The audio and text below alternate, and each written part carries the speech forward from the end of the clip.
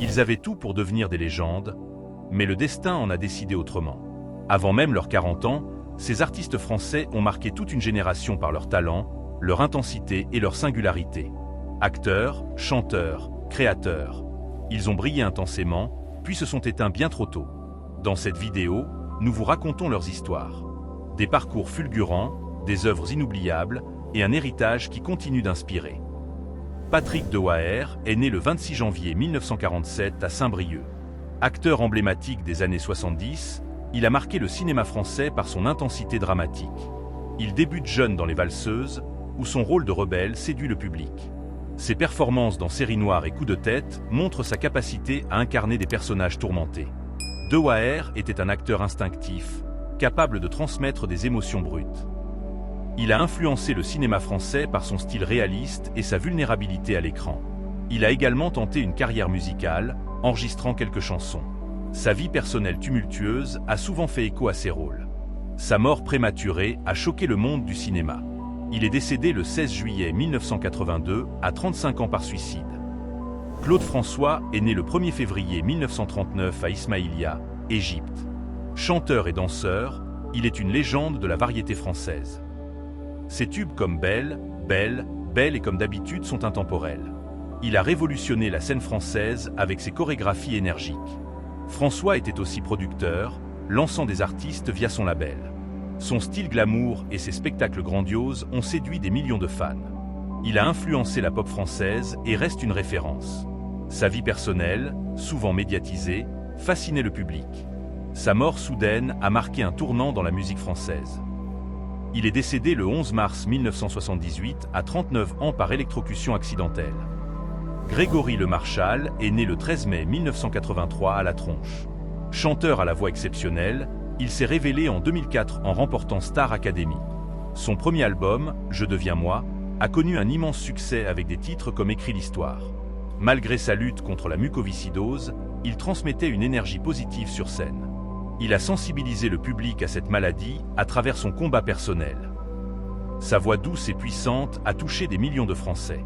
Le Marchal était admiré pour sa détermination et son humilité. Il a inspiré de nombreux jeunes artistes. Sa disparition a provoqué une onde de choc national. Il est décédé le 30 avril 2007 à 23 ans des suites de la mucoviscidose. Comme d'habitude, prends une seconde pour mettre un j'aime à la vidéo et t'abonner si ce n'est pas encore fait. Merci pour le soutien. Mireille Balin est née le 20 juillet 1909 à Monte-Carlo. Actrice emblématique des années 30, elle incarnait l'élégance et le glamour. Elle s'est fait connaître avec Pépé le Moco aux côtés de Jean Gabin.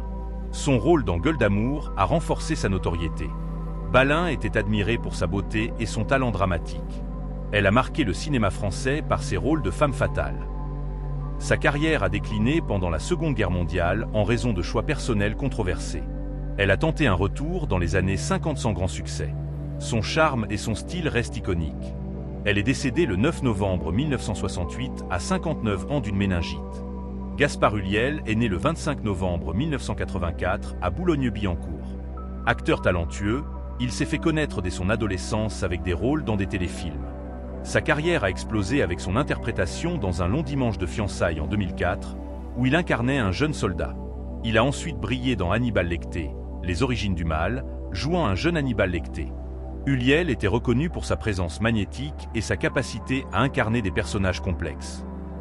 Il a remporté 2 Césars, dont celui du meilleur acteur pour Juste la fin du monde en 2017.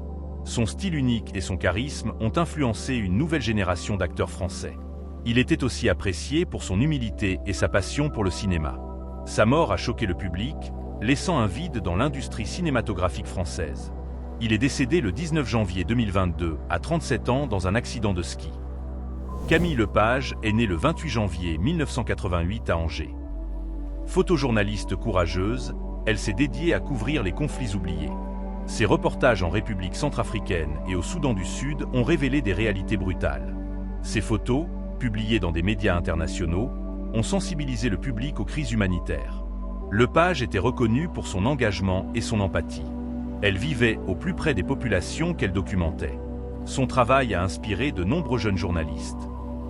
Elle a reçu des hommages posthumes pour son courage. Sa mort tragique a bouleversé le monde du journalisme. Elle est décédée le 12 mai 2014 à 26 ans, tuée dans une embuscade en Centrafrique. Isabelle Carrot est née le 12 septembre 1982 à Marseille. Mannequin et actrice, elle est devenue un symbole de la lutte contre l'anorexie. Elle a posé pour une campagne choc en 2007, montrant les ravages de la maladie. Carrot a également joué dans des films et écrit un livre sur son combat. Sa fragilité et sa sincérité ont touché un large public.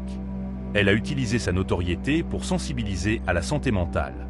Son courage face à la maladie a inspiré beaucoup de personnes. Elle a tenté de reprendre sa carrière malgré sa santé fragile. Sa disparition a relancé le débat sur l'anorexie. Elle est décédée le 17 novembre 2010 à 28 ans des suites de l'anorexie. Gérard Philippe, né le 4 décembre 1922 à Cannes, était un acteur emblématique du cinéma et du théâtre français. Révélé par des rôles dans Le Diable au corps et Fanfan la Tulipe, il incarnait une jeunesse passionnée et un charisme magnétique. Son talent pour les rôles dramatiques et romantiques a fait de lui une icône de la nouvelle vague naissante. Il a joué dans plus de 20 films, collaborant avec des réalisateurs comme Claude Autant-Lara.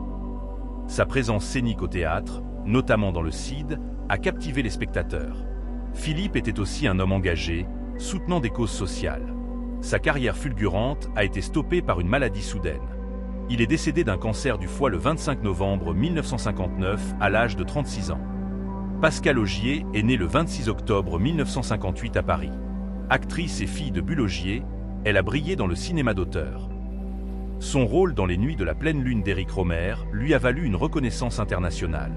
Elle a remporté le prix d'interprétation à Venise en 1984. Augier incarnait une jeunesse libre et complexe à l'écran. Sa sensibilité et son charisme ont marqué les spectateurs. Elle a également exploré l'écriture et la réalisation. Sa carrière prometteuse a été interrompue trop tôt. Son style unique a influencé le cinéma français. Elle est décédée le 25 octobre 1984 à 25 ans d'une crise cardiaque. Pauline Lafont est née le 6 avril 1963 à Nîmes.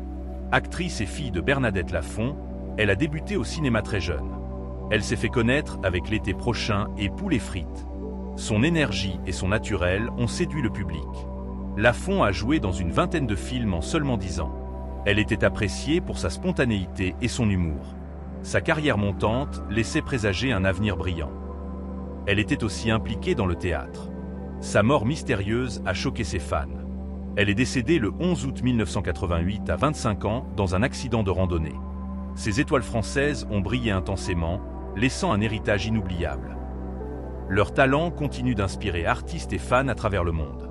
Malgré leur départ prématuré, leur impact perdure dans la culture française. Abonnez-vous à la chaîne pour plus de contenu sur les légendes du cinéma et de la musique.